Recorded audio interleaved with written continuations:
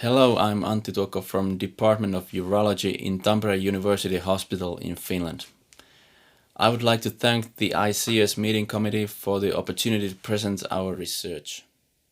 Our study is titled Factors Predicting Permanent Sacral Neuromodulator Implantation and Positive Subjective Response in Urological Indications in Male Patients.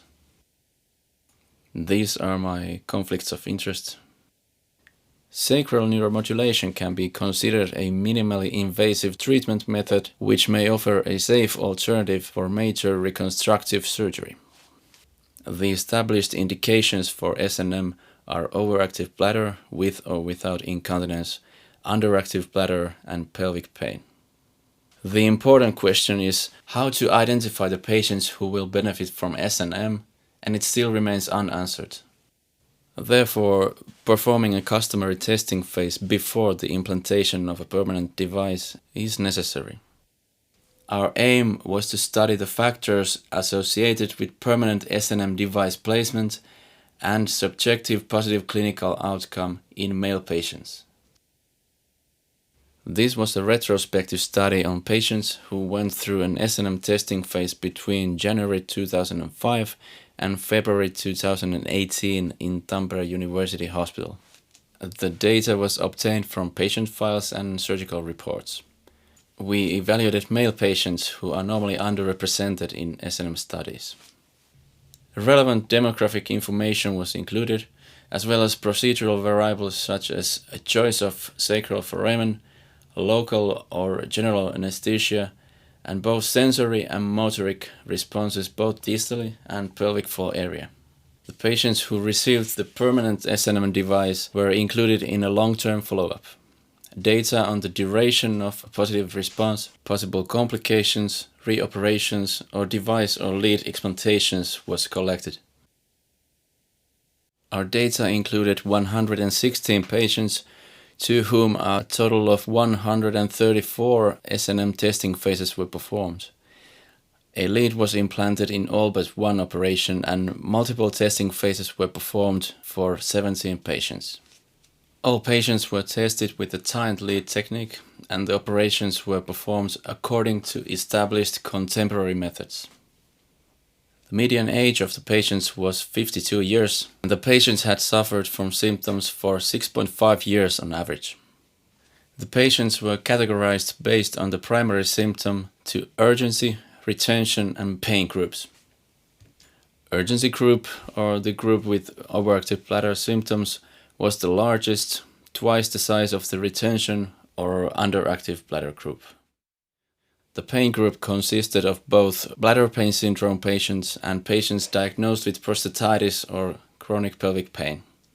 The patients with mixed symptoms were analyzed separately. The electrode implantation was performed as day surgery in 93% of the cases. Local anesthesia was chosen in 59% of the cases, and S3 foramen was chosen more frequently than S4. Right and left side were utilized almost equally, and a bilateral test was performed to 4% of the patients. 1 in 10 testing phases was interrupted by a complication, none of which was severe. The testing phase was considered successful after at least 50% improvement in symptoms, and based on this criterion, a permanent InterStim II device was implanted to 42% of the patients. The choice of sacral foramen, type of anesthesia, or intraoperative responses were not associated with implantation of permanent device or to later positive response. After the implantation of a permanent device, the rate of positive subjective response was 92% for all patients combined. This was 93% in urgency group and retention group, but significantly lower in pain group.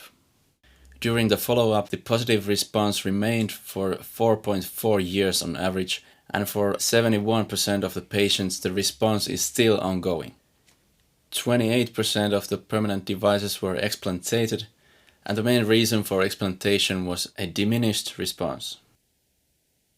A positive motoric response at the lead implantation was associated with a positive response to permanent SNM device. In conclusion, 40% of male patients were implanted with a permanent neuromodulator.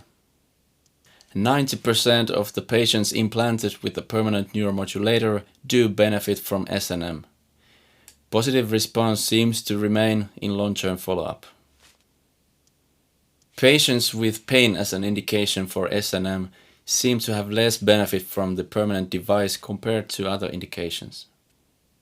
Urgency frequency syndrome, incontinence, DSD, and urinary retention are associated with better outcomes compared to pain indications. Motoric responses during the test phase were associated with positive subjective clinical response.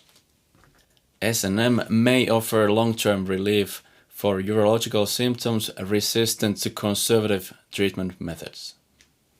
Thank you.